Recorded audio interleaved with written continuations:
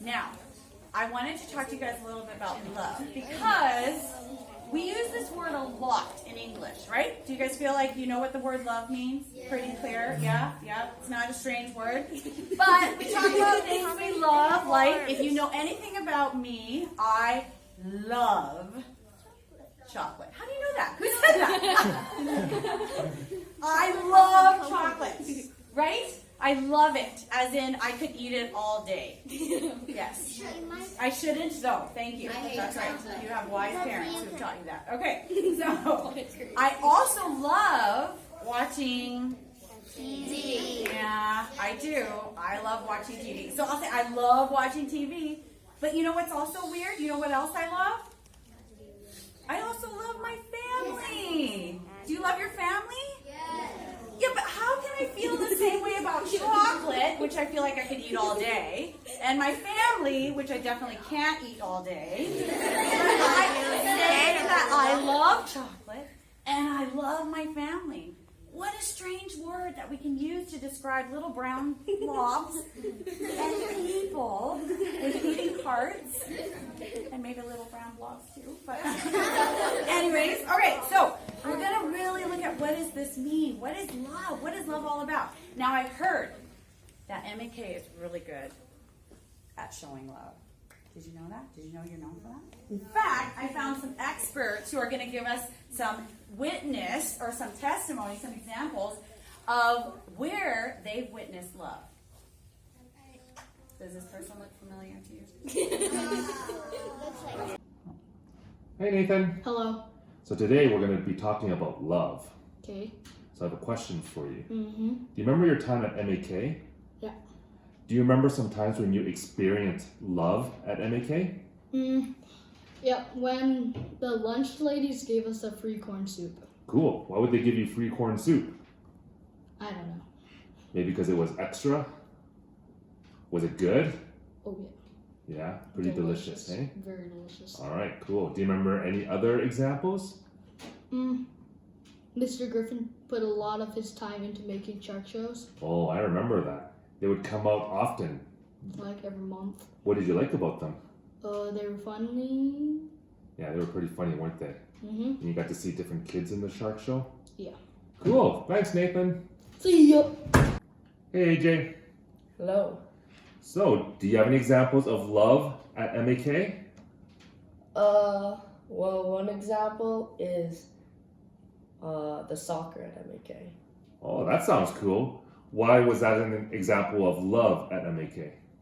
Well, our coach, shout out to Mr. Latham.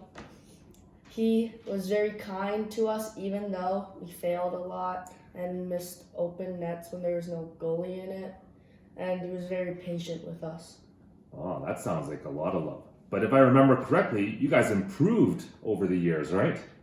Yeah, we started out pretty bad and then we got pretty good. That's pretty cool that Mr. Latham didn't give up and kept working with you guys. Mm-hmm. Cool. Do you have any other examples? Well, another one is for homework buddies. There was like this guy, I was his homework buddy, and then after we finished our work, then we would like play random games and stuff, and it was fun. So this was an older student, Yeah, and he would spend time to come read books with you? yeah, and he would like help do homework. Wow, that's pretty special. And you remember it after all these years still. Yeah, Cool. also he gave me candy, that's kind of why I remember it. Of course. Well, those are great examples. Thanks, AJ. Hey, Matthias. Hi. So, do you have any examples of love from MAK that you remember? Well, I remember that the teachers did a very good job of teaching the students. Cool. Do you remember who your teachers were? My teachers were Miss Krause and Mr. Mack. Awesome. So, what are some ways that they showed love and care to you while they were teaching you? Well, when I didn't understand something they were teaching, they helped me understand it further. Oh, sounds like really nice teachers. Mm-hmm. Cool. Do you have any other examples? Well, the ASA program was very great because it gave kids a chance to have fun if they couldn't get picked up right away after school. Neat. ASA stands for after school activities, right? Mm-hmm. I bet the teachers had to spend a lot of time and sacrifice a lot of energy to plan those programs for everyone. Yep. What were some of the ASAs that you remember being in? I was in the board game one and the soccer one. Ooh, sounds like a lot of fun. Mm-hmm. All right, well, thanks, Matthias. Sounds like MAK was a place full of love. Mm-hmm. All right, I'll see you later. All right. All right, so now that we've established MAK's a place full of love, we still need to figure out what is love, right?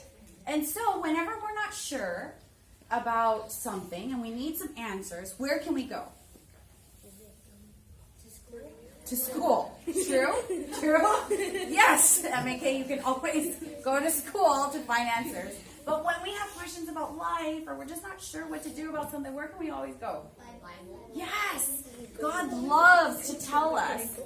God loves to tell us about His truth because He created us. And so anytime we have a question, the Bible is a great place to go. So I found these verses, 1 John 4, 7, and 8. Can we read it together? Beloved, let us love one another, for love is from God, and whoever loves has been born of God and knows God. Anyone who does not love does not know God, because God is love. So what is love?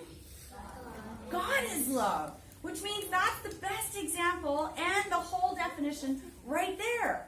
Now, if God is love, then He's probably going to show us what that's all about, right? Would you guys agree? Yeah? And do you think it's something that we will be able to understand?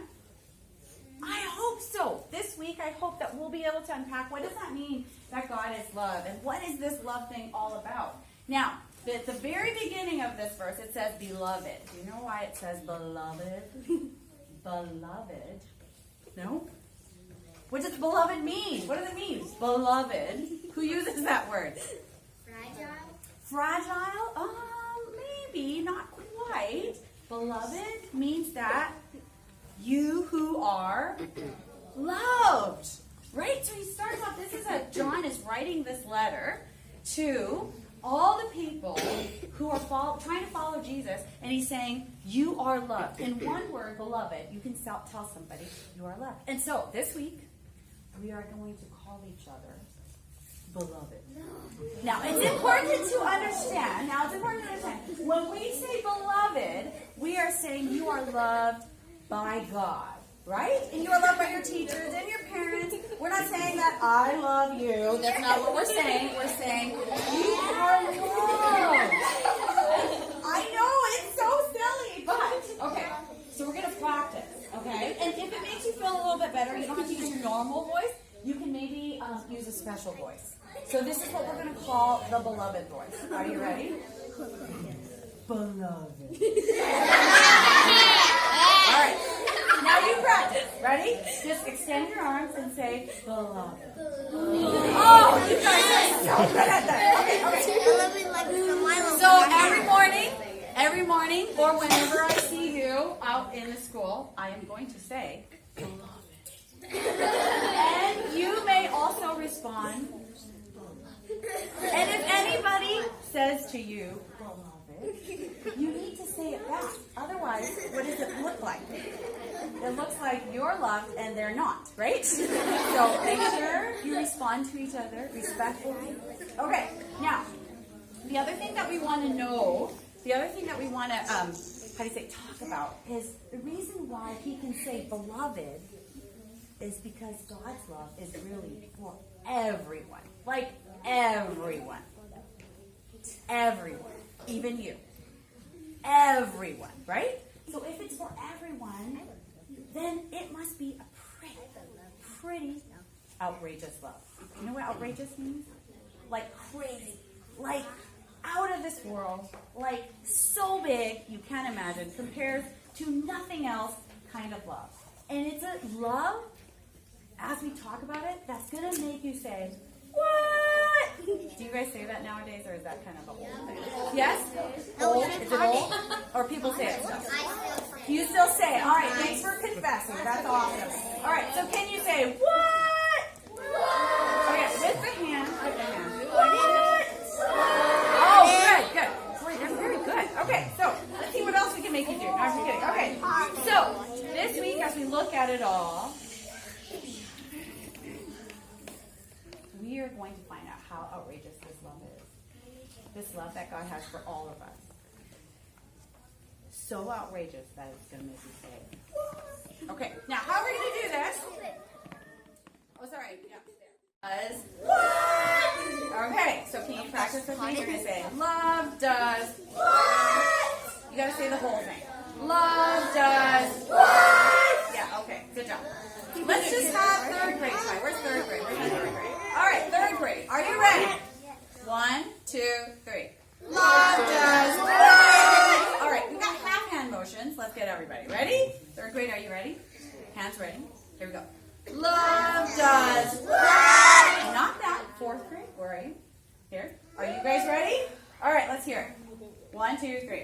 Love does what? All right. I can't really see your mouths with your face mask, but that's okay. I can trust that they're open and in like gaping shock position. All right. Fifth grade, are you ready? No. You're gonna get ready. Here we go. Ready? 1, 2, 3. Love does what? All right, not bad. Okay. So we're going to spend this week talking about story. And I want to introduce you to a lady named Corrie ten Boom. She's already passed away. She's in heaven. But has anyone heard of Corrie ten Boom before? Okay, a few people. Okay, so Corrie ten Boom was alive during the war, during World War II. And during World War II was when there was a group of people called the Nazis. And they were convinced that they had a better way than everybody else to take care of the world. They thought they had a better way and they had the best ideas. And they were trying to get rid of everybody else who didn't have the same ideas as them, starting with the Jews. Now, do you remember who the Jews are? Yeah? People.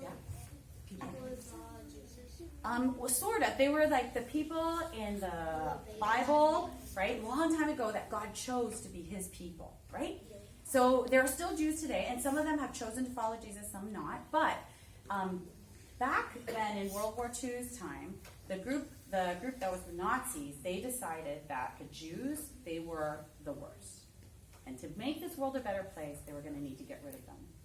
So this week, we're going to watch little bits of video that kind of tell the story about Corrie ten Boom and how she experienced God's outrageous love. Okay?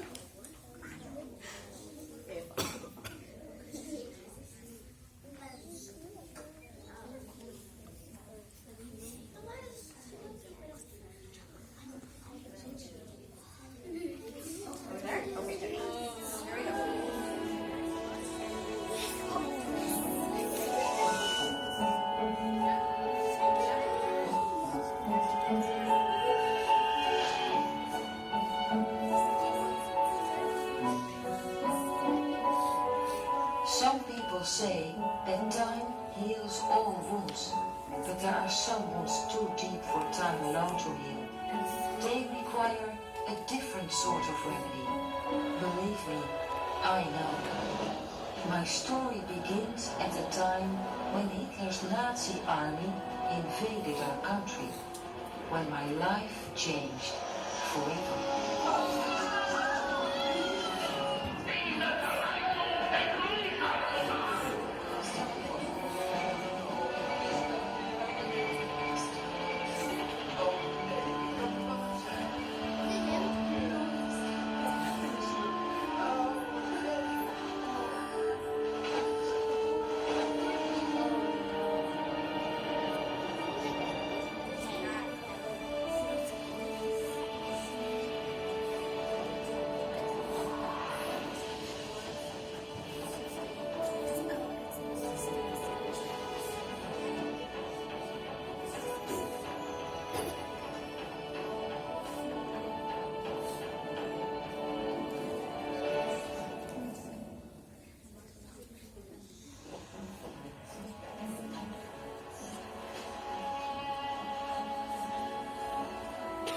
No, don't look so gloomy, old man. It's difficult not to when our country has been taken over.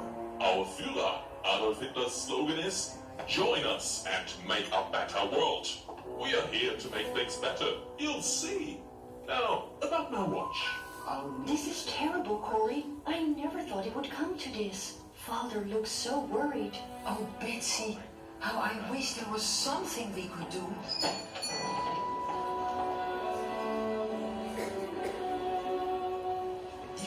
find what you see there, old man. Perhaps you should be just as selective with your, customers. Never you mind him, Mr. De Vries. How may I help you? I have a watch that needs fixing. Well, let's have a look. It's a rather delicate watch, Miss Tenbo. Might I show it to you in the workshop? If you think it's best.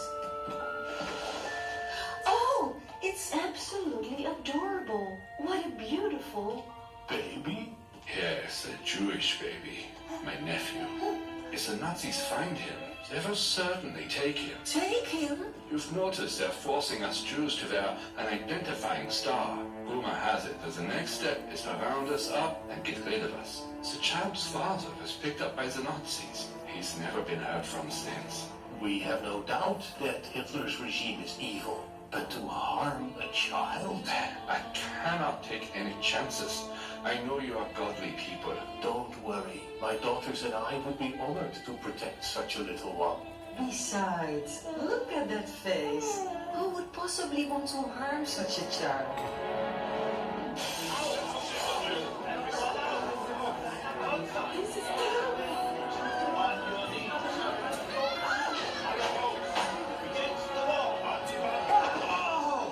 Mr. Eidelberg! They're taking everything I have. They say I cannot run my business anymore. But why? Why are they doing this? Because he's a Jew. This is how you intend to make a better world? You have to get rid of the bad in order to salvage the good. These Jews with their strange customs and religion have got to go. Round them up! All these Jews! What? Heil Hitler! Here, let me help you, Mr. Eidelberg. We've got this one! No, Leave stop. him alone! Come with me! Father, where are you taking him? To safety, Aunt Corrie. I'm taking him out of harm's way. Peter, is that you? The resistance? We have to fight back. This disguise was a good way to infiltrate and find out their plans. I can hide Mr. Eidelberg at our house on the outskirts of the city, just like we did the baby, until we can arrange to smuggle them out of the country. But the underground resistance? It's against the law. Against their law, Betsy, but certainly not God's. But Corey, surely... Let me give you a better understanding of the situation. Mr. Jakob, the baker around the corner. What about him? When was the last time you saw him? Right, you haven't. The Gestapo took him and his entire family 2 nights ago. The Biens, Seidens, Weizmanns, all of them missing. Rumors are spreading that they are being rounded up and... What? Rounded up and exterminated. killed? The problem is, we are running out of places to hide them. Oh, Father in heaven, what can we do? There's only one thing we can do. We shall hide them here. Here? You realize that we're 3 streets away from the central police station. The good shepherd gave his life for his sheep. Can we do anything less for God's chosen people? Corey is right. We must save as many lives as we can, while there is still time. So we're going to stop there today. But don't worry, you'll get to hear the whole story this week. Okay? So, has anyone heard this story before? Yeah? Okay, a little bit? Oh, you've watched this before. How many people have seen this before? Oh, wow. Okay, awesome. So don't tell everybody what happens. But... I watched Jojo Rabbit. Okay.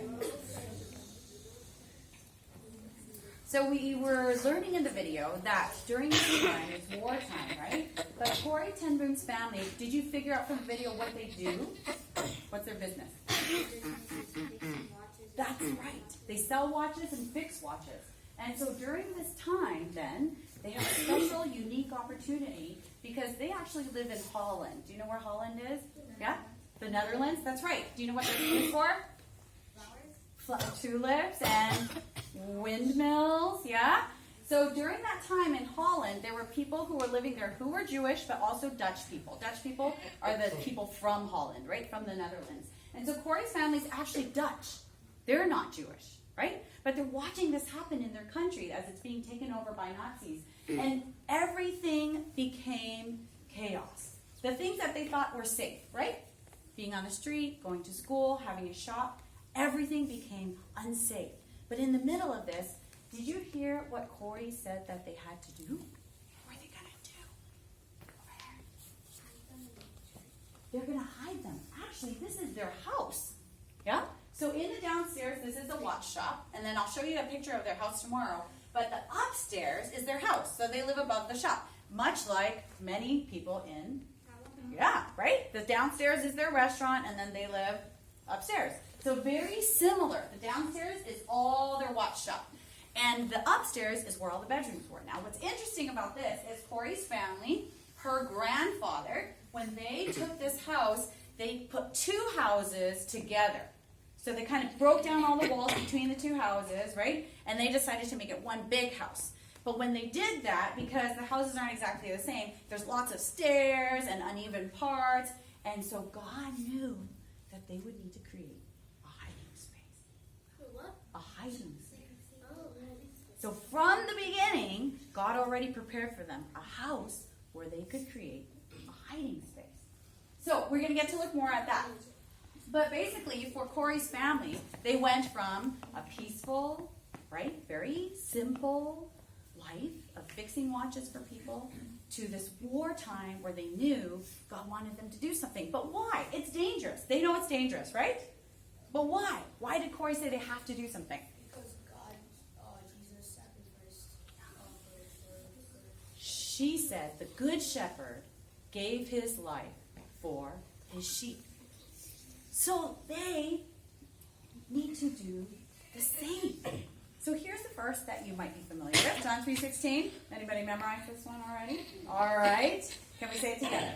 For God so loved the world that he gave his one and only Son, that whoever believes in him should not perish, but have eternal life. Oh, you memorized a different version. Okay. So this tells us that God loved the world so much that he sent Jesus to die for us. Now, what happens when you hear this a lot? It becomes something that's just like, I know this verse. It's a verse. We've memorized it. But I want you to understand how crazy and outrageous this is. God loved the world so much. God loved the world so much. When you love your mom, this little boy, you gave her what?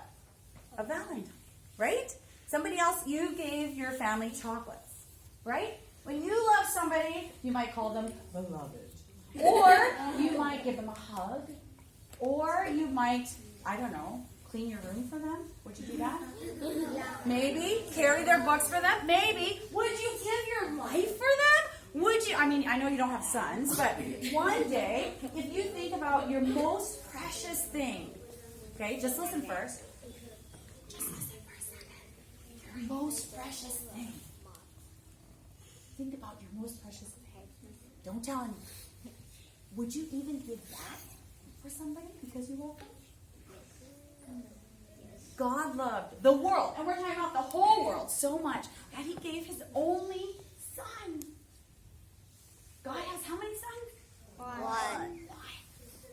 And he gave him because he loves us.